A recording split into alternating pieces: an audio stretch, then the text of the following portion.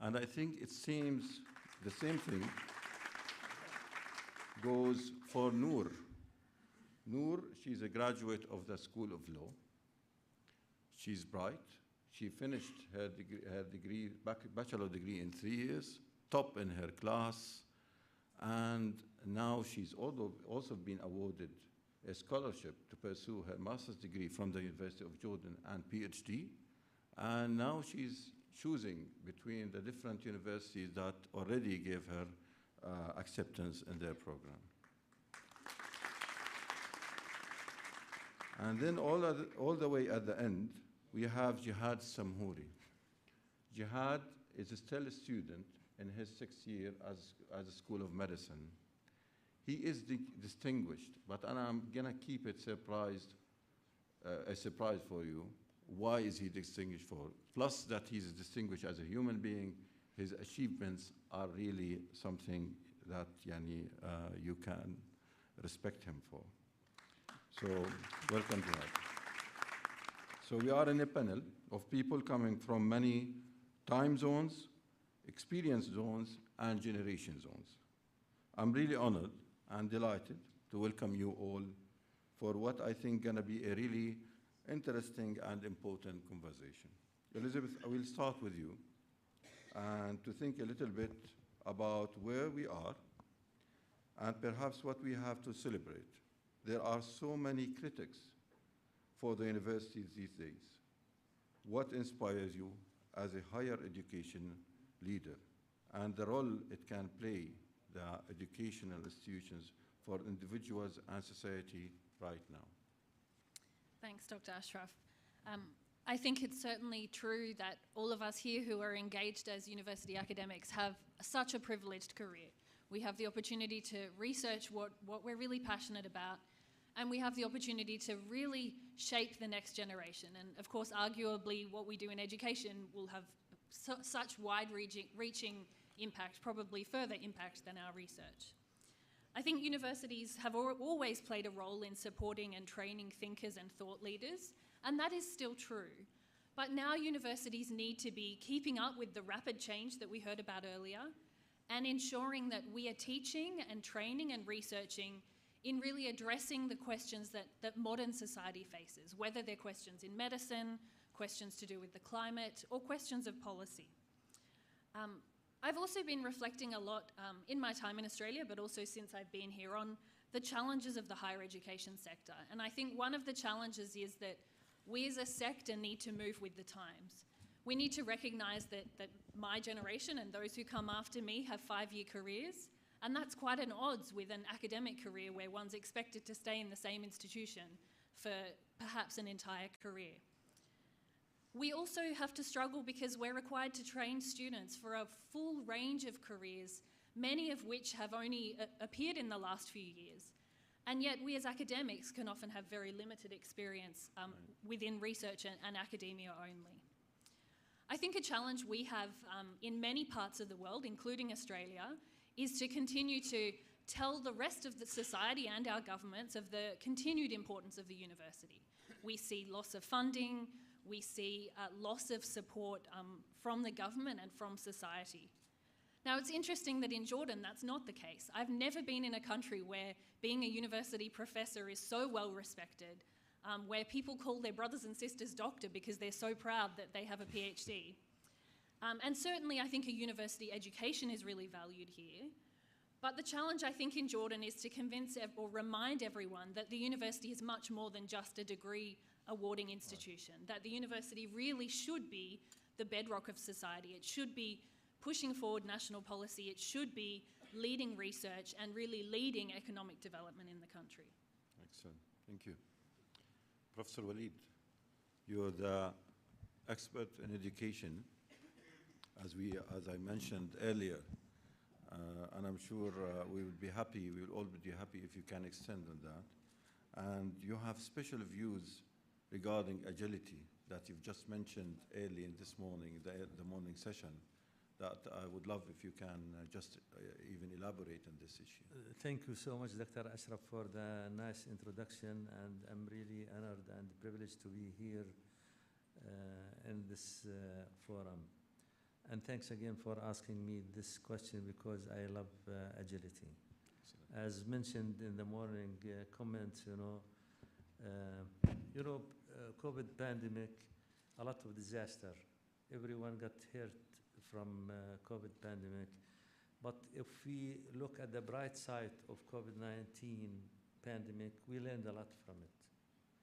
And one of the crucial learning points that we learned from COVID pandemic, lack of agility worldwide, not only in the Middle East or the third world countries. Can you explain for us about agility? Agility, it is the ability or capability of any institution, organization, whether it is education, it is Ministry of Health, Industry, even and at large the state or the country, to respond to effectively and rapidly to challenges or changes.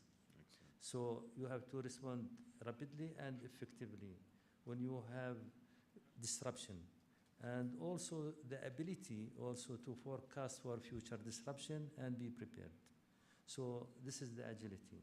So every institution, organization should be agile. And from the short documentary and what I have listening since morning, I think the University of Jordan working on this path.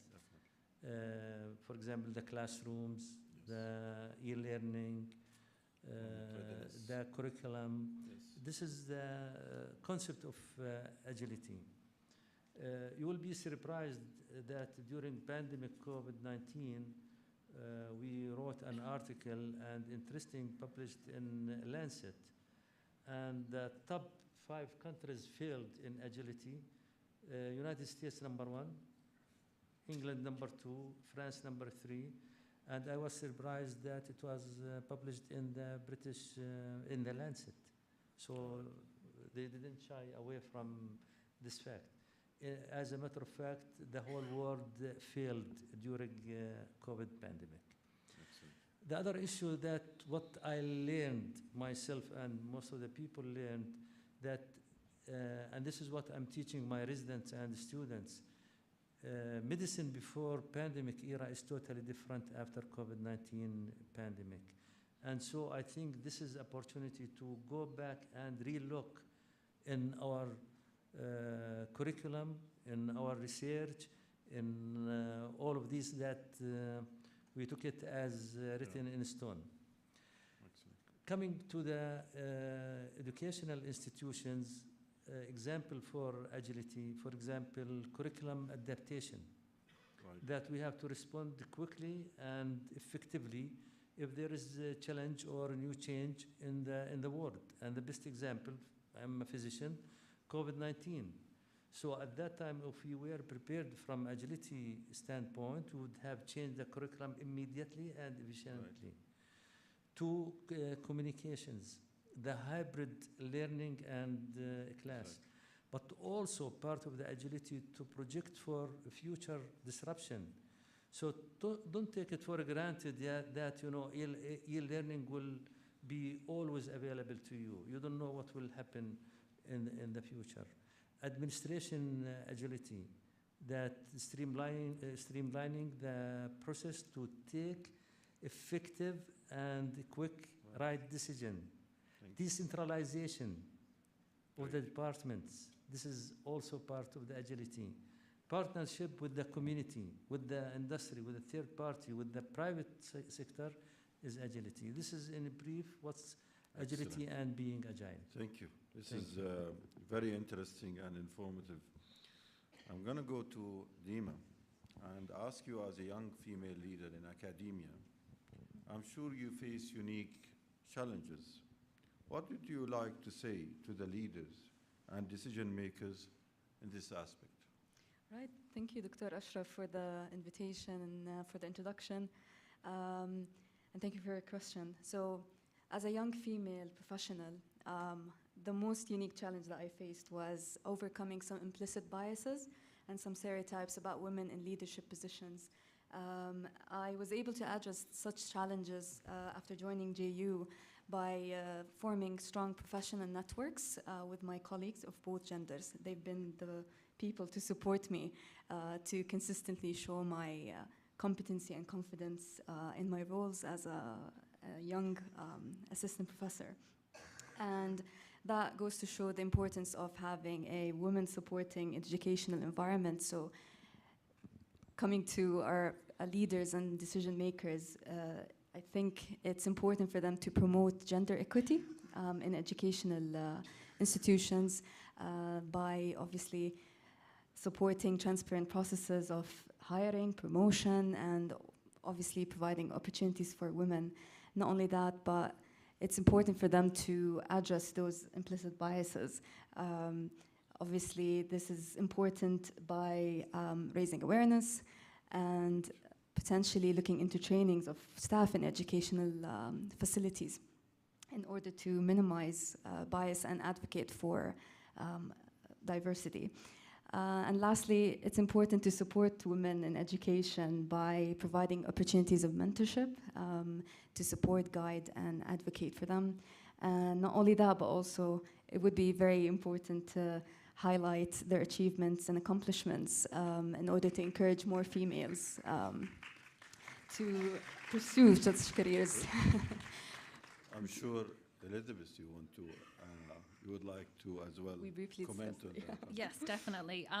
I guess I want to say to Dr. Dima, I mean, unfortunately, your experience in Jordan is not unique. Around the world, there's still a challenge for women. I think the implicit bias you spoke about, the difficulty for women to balance career and family, to be respected as leaders, but also, unfortunately, the tendency of some women to feel like the only way they can succeed is to step on other women.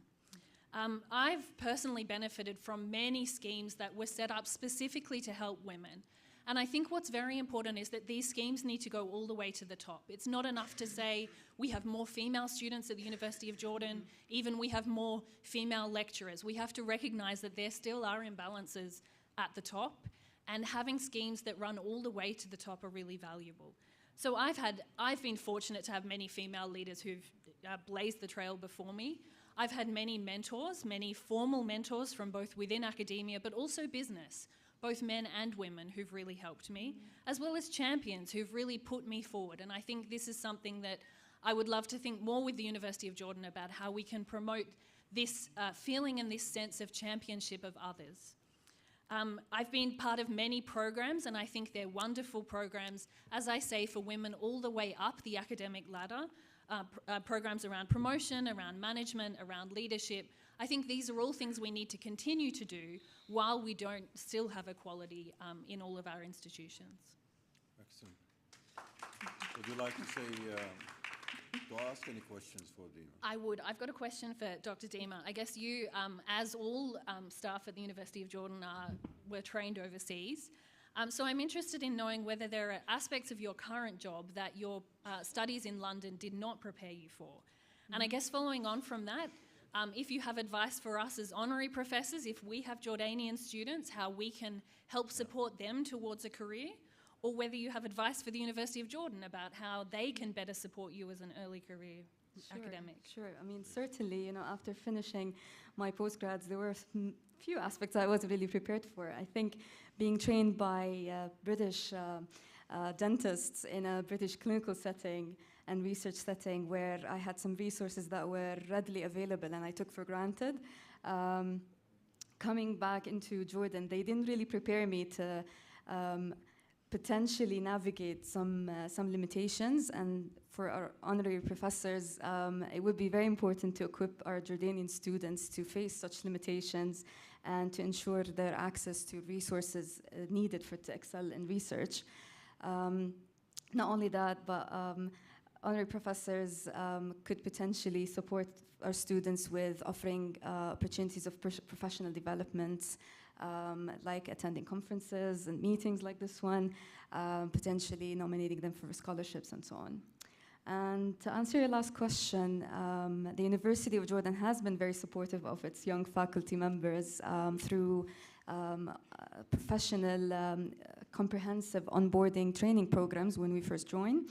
But I think also it would be interesting to add mentorship opportunities in which they can potentially connect us, the young faculty, with some of our honorary professors for further guidance and support. And not only that, but perhaps also looking into peer networking events to connect the young faculty together to collaborate on research and education. Excellent. Thank you, Dima. So, Kauthar, as I've mentioned earlier, you might not be the only one with the only graduate with graduating with very high score in GPA, but you were able to impress different committees, and now you have acceptance in the Sorbonne, and you are in your way to travel there to get your master's degree and PhD. I'm gonna ask you, what makes someone different than others? And how can he or can she or he excel? Okay, Your Excellencies, our honorable guests, thank you, Dr. Ashraf, for the introduction, and I'm so thrilled to be a part of this forum. I will start by a quotation for a French novelist, Stendhal. La vocation, c'est avoir pour sa passion sa carrière. Stendhal is saying that if you want to be unique, take your passion as a career and as a path. And this is exactly the secret, passion and dedication. So let me tell you, from the beginning, I was a studious student. I've ranked the first scoring on Kingdom level in Tawjih exam in 2014, and I have decided to specialize in French literature in the University of Jordan, where my faculty and the department really fostered my passion and my dedication. During the third year, I was awarded a scholarship to spend 1 semester in the University of Lumière Lyon 2. It's a part of a collaboration between the University of Jordan and the University of Lyon 2 in France. And this was really a decisive point in my career and my academic path. Because I was exposed to the French culture, and I have developed my intercultural competencies. How long did you stay there? How long did you stay there? For 6 months. 6 months. Excellent. Yeah. I have represented Jordan in Lyon, and they asked me also to do a presentation about Jordan, and they were very impressed. I had 3 French friends who came to visit Jordan after my presentation. Excellent. So, and then the extracurricular activities that our department, French department, and the Faculty of Foreign Languages are numerous. I can mention the Francophone debate held in Beirut in 2017. We were the only non-speaking French country participating in this debate, and the French ambassador in Beirut was very impressed by the level of French that the University of Jordan has. Great. I'm thinking of French. And after graduation, I have worked in many fields in the Embassy of France, engaging with NGOs and in teaching. And I was selected because I saw the trust of the employees, of the graduates of the University of Jordan. And then I discovered that I owe my university a lot of my success, so I'm coming back to my university, hopefully, to be a part of the department, choosing the Sorbonne to study French literature, because it's known for its excellence teaching, and top 1 in teaching French literature, hoping to contribute in the innovation of teaching literature at my beloved university. Great. Best wishes. Noor, I will come back to you, but I'm going to ask Jihad first. When I asked Jihad, what would you like to ask? Or what would you like to be asked? He said, I have a question, is how can the university enhance its support for students who are balancing academic pursuits with significant research projects. So such a question would make you wonder, why are you that interested in research? How many papers did you publish, Jihad? At first, thank you all for this opportunity. It's my honor to be here. You will say, thank you, just answer the question first. Till this moment, I have a 41 publication and other 10 being submitted and under review. Jihad is in his 6th year, he's still a student, and he had already published 41 papers. So congratulations. Thanks. Now you can thank and introduce yourself and say whatever you wish. Yes. Go ahead. Yes. At first, thank you all for this opportunity to be here between Your Excellency and the professor from all subjects and field.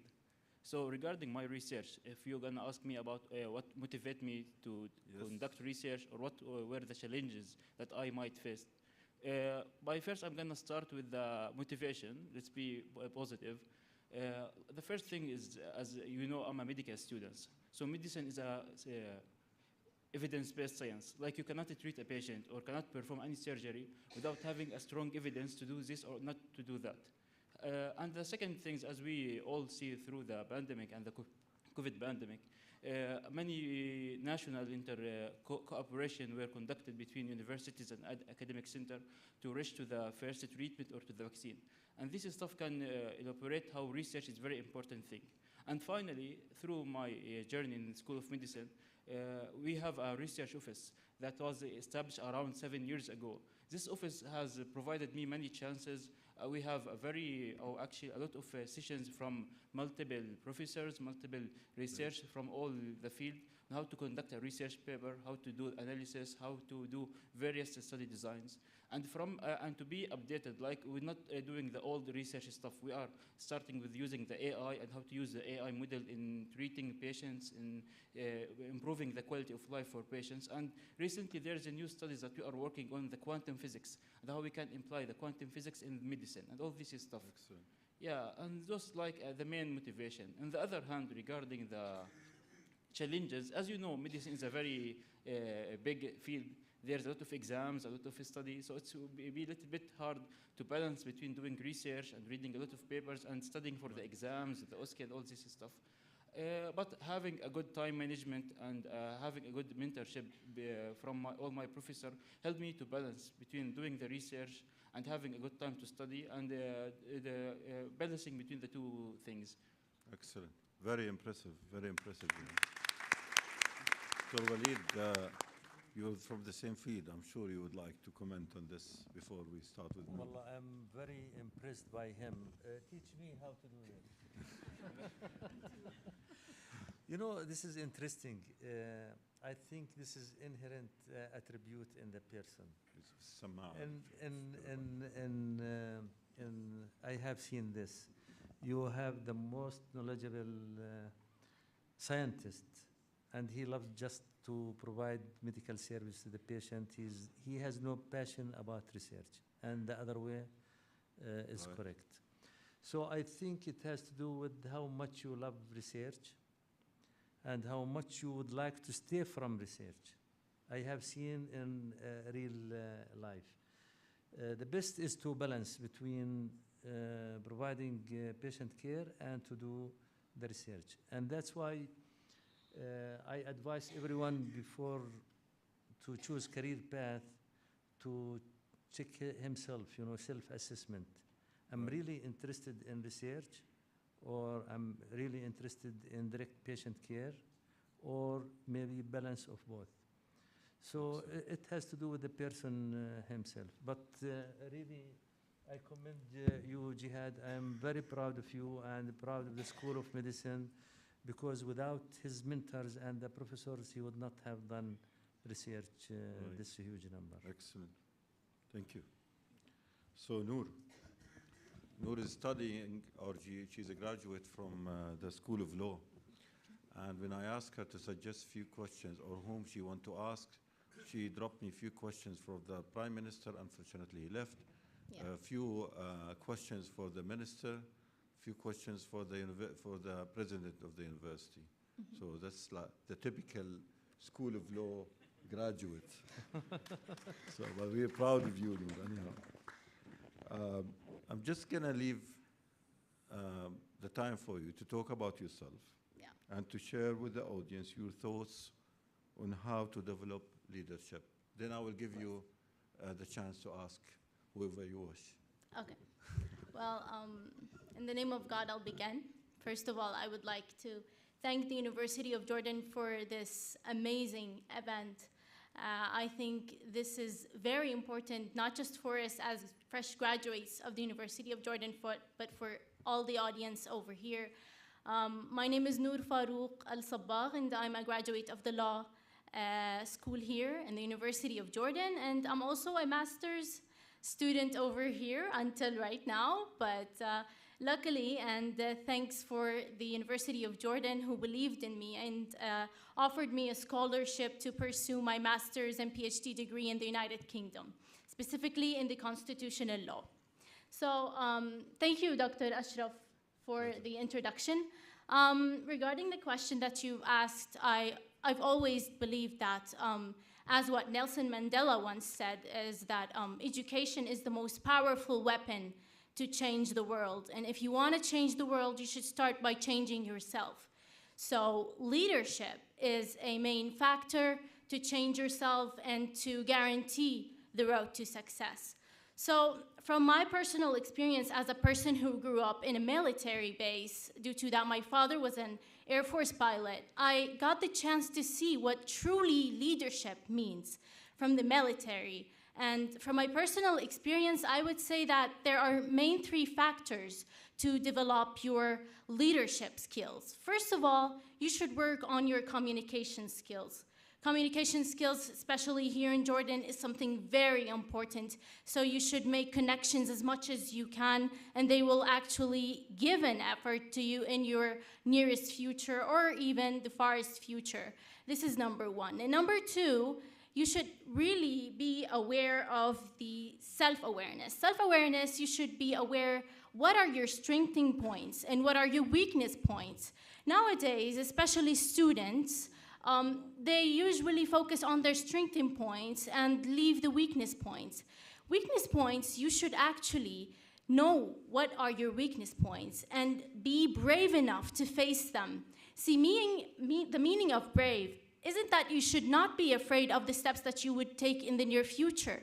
No, it means you are afraid, but yet you do what you have to do and see what the circumstances are in front of you.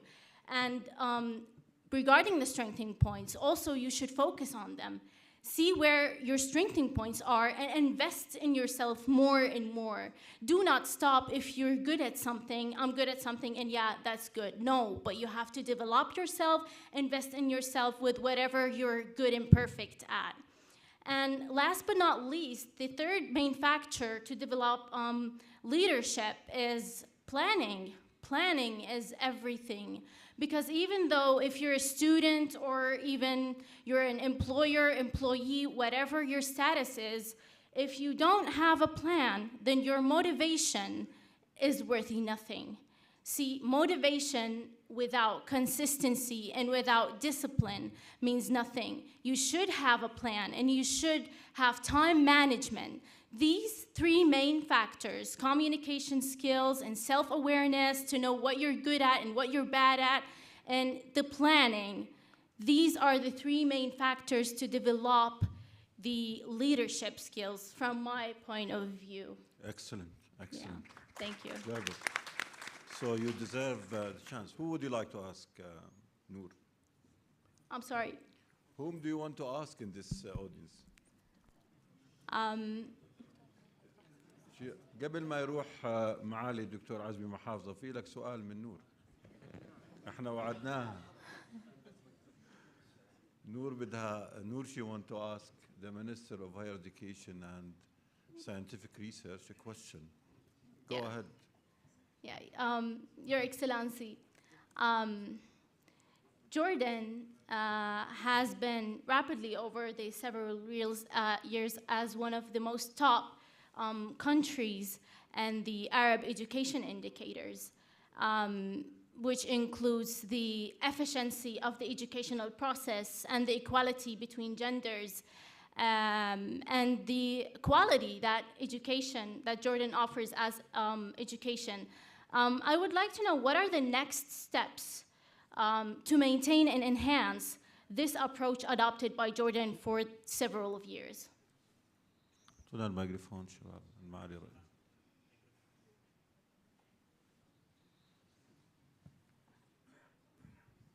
Thank you, Noor, for the question. Yani, Jordan, unfortunately, is not on the top of the list with respect to indicators of education, whether higher education or general education. It was, I know, but other countries have made more efforts, and we lag behind some of the countries. We are at the 5th or 6th position in general education and with respect to indicators. There are reasons for this, of course. The other countries have made progress faster than we did, and that's why the difference. The other issue, expenditure in education is less than recommended. Expenditure, it is 3% of GDP, almost 3.1. The recommended is 40. It is 15 to 20% of the budget. It is 8 here. So that's one of the main is the expenditure in education. The second issue is Jordan has passed through the last few decades in significant challenges. The most important of which is the consecutive waves of refugees. In our educational system now, in public schools in Jordan, we have almost 250,000 more, 260,000 of non-Jordanian students, which is more than about 15%. Out of 1,600,000 students in public schools, 260,000 are non-Jordanians, most of which are Syrians. And 165 Syrians, 95 non-Syrians, non-Jordanian. This, of course, caused the need for more schools. That's why we have 20% of our schools are rented and 20% almost are double shifts. And these are real challenges on the educational system. Briefly, I'm not going to take much time, but that is the reason. Now we have plans, we have a strategy, which is the economic vision, we have the public sector reform. All of these have segments or components, initiatives, and projects to address these issues. And we are in the process of education reform. Unfortunately, education reform does not appear rapidly. We have to wait for a decade or so. So hopefully within a period of that period required to reach into the target we achieve to our indicators, we will regain our situation or rank in education. We are working on improving these indicators and our status or position in many ranking systems in the world. Thank you. Thank you, Your Excellency. Thank you, Your Excellency. I'm sure we've all appreciate the efforts, the great efforts done by the Ministry of Higher Education. I'm gonna ask Elizabeth to wrap up the last session before taking any questions from the audience. So go ahead, Elizabeth. And before that, I want to thank Elizabeth in particular for being here on a Saturday. We had a talk about this, and Elizabeth is staying here, so we didn't have to. She didn't need any transportation or hotel or anything. But she said, "I have one problem with I cannot find a place for my children because it's Saturday." So I'm so sorry that we brought you on a Saturday, but I'm happy that you are here. So please go ahead. Thank you. So Dr. Ashraf asked me to reflect a bit on my, I guess, my thoughts about Jordan and the University of Jordan in particular. I've been in Jordan for about 9 months now, so I've had plenty of opportunity to observe the University of Jordan. My husband and I decided to come back to Jordan at this time because we're really passionate about supporting the future of Jordan, particularly Jordan's higher education, and particularly the University of Jordan. So I've been very busy in the last 9 months. I've continued running my research group in Australia, continued as CSO of my startup company. I'm working as a consultant for the Jordan Atomic Energy Commission and for Sesame, the synchrotron, through which I've learnt a lot about government, particularly government in Jordan, but a lot about nuclear science as well. But I've also had many interactions with the University of Jordan. I've developed collaborations with researchers in the Department of Chemistry, as well as the Cell Therapy Centre, and these are genuine collaborations. These are genuinely addressing or helping me solve problems in my research, and I hope also are helping solve problems in the research of my collaborators. I'm supervising a master's student who came to Sesame, to the synchrotron with me for beam time. Another researcher that I'm working with at the University of Jordan, I've helped her secure a scholarship to the University of Sydney, so she'll soon be travelling to work in my research group in Sydney. I'm setting up a clinical trial at the King Hussein Cancer Centre, and because I needed some extra pharmacology expertise, I've been able to start working with collaborators in the School of Pharmacy here. And I've loved meeting staff and students from across the university. I even got to give a couple of undergraduate lectures a couple of weeks ago, which was a great experience. It really taught me that students are the same the world over. You have the enthusiastic ones at the front and the ones at the back who ask what they really have to learn for the exam. So I thought I'd make just a few observations about the University of Jordan. Firstly, I think the University of Jordan is so strong because of its international connections. All of the professors obviously have been trained internationally, continue to work and collaborate internationally. And I think this network of honorary professors will only strengthen that international collaboration. And I think the conversations that we've been having within faculties, but also the conversations we've had today, are evidence of that. Secondly, one thing that I've always said to my husband characterises Jordanians is that they're really entrepreneurial. They're really happy to jump in and start a new business, and I think all of the thriving new businesses here are really evidence of that. We know that research at the University of Jordan is excellent, and we've talked about this and celebrated it today. And I think there's a real opportunity to combine those two things, to really equip researchers to become entrepreneurs and to be setting up businesses, as we heard this morning in the discussion, that great opportunity to be taking research from the lab and really ensuring that it will have impact in society. And finally, University of Jordan really does have excellent research and excellent researchers. And it's all the more remarkable because of the small workforce. I'm sure many of the honorary professors here, like me, have established successful careers on the backs of relatively large research groups, larger numbers of PhD students who really are the hands who do the work for us. And that's not the case at the University of Jordan. There are far fewer PhD students, and a PhD program that is harder it doesn't really support a productive research group. And so it's all the more impressive, the excellent research that comes out of the University of Jordan. I hope in the future that there can be a program that can revitalise the PhD program at the university, really train future leaders, not just academic leaders, but future leaders for society through a PhD program that will also further improve research at the university. So I just wanted to finish by, I guess, encouraging the university and the Ministry for Higher Education to really continue to prioritise research. We know that research is the bedrock of a successful and thriving society. What the University of Jordan has produced till now has been wonderful, and I think greater investment and greater support in the future will only let it achieve more. Thank you. And I think there is no better way to end this session with what you just said, so I'm not going to add anything. So I'm just going to thank you all, and I'm going to open the chance if there is any questions from the audience. Please. Thank you very much, Dr. Ashraf, for the very nice moderating of this nice panel, and thank you for the panelists for their very vital introductions. I want to ask Dr. Elizabeth.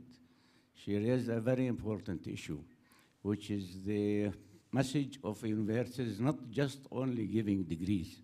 There are very vital and important targets to achieve. So I would like to ask you, Dr. Elizabeth, how or what are the means and ways to change this idea in the mind of students or who are attending these universities? Thank you. Thank you. Excellent question. Yeah, I'm sure all of the honorary professors will have other wonderful ideas, but I think one important thing is to be promoting the research of the university, to be sharing stories about research successes. I think also sharing stories about the research journey so that people understand what research is and what it has the capacity to do. This is a challenge we have everywhere in the world, I think, is explaining what we do, which is very high level, in a way that can be understood very generally and very broadly, and then to make stories that are told and can be retold. Embedding it in our high school curriculum is very important, real research, but also ensuring that these sorts of stories are spread more widely in society. Of course, our undergraduate students are an important population, and so having teaching that is research focused, making sure that we teach current modern research is really important in our undergraduate curriculum. Excellent. Yes, certainly specialised courses. I think communication of research, science communication is a really big, important field elsewhere, and I think there are great opportunities to be actually training science communicators to go out. It's very different. It's different skills, but also the research in science communication is very different from what we are used to. Yeah. Thank you. Any more questions? Yes. Here. Go ahead. So first of all, thank you. Thank you very much for everything that you said. And I would like to ask Kauthar and also Can you introduce yourself, please? Yes, of course. دكتور عمر الدبايبة قسم اللغة الفرنسية كلية اللغات زميلتنا. Thank you very much. And so both of you are going to represent Jordan, technically abroad. So good luck with that. And I would like, it's more of a request than a question. I would like for you guys to work on having more Jordanians going abroad.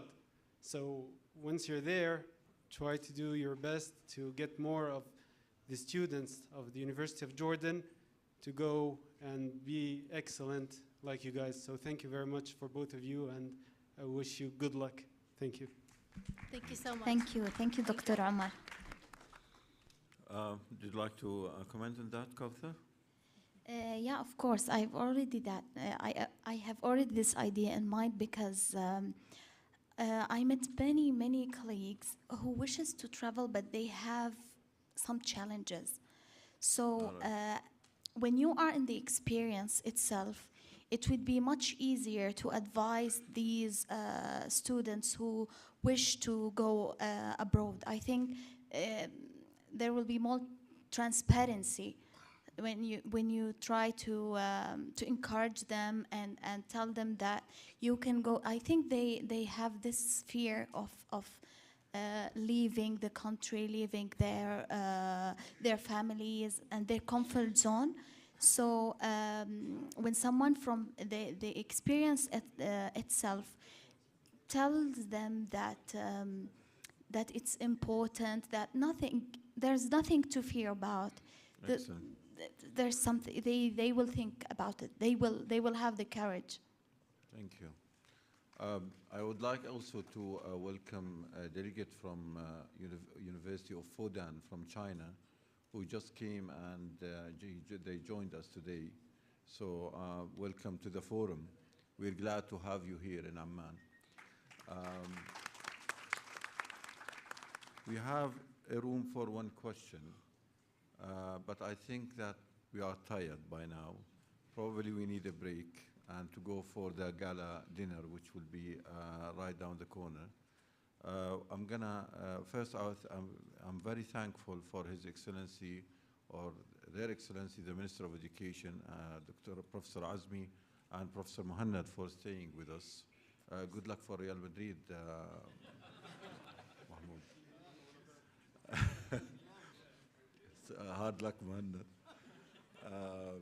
Thank you all. Special thanks for our honorary professors. Special thanks for our young grads that we are proud of. Thank you, Dima. Thank you for staying till this time. And I hope that things went well in the forum. And you have to excuse me if there has been any glitches in the airport or during your trips on a Friday or with the hotels. We tried our best to make things smooth. I hope next time it will be better. So this is a good excuse for you to come another time and visit Jordan and to stay close with the University of Jordan. Thank you very much. Thank you for listening, and thank you for being here. Dr. Omar.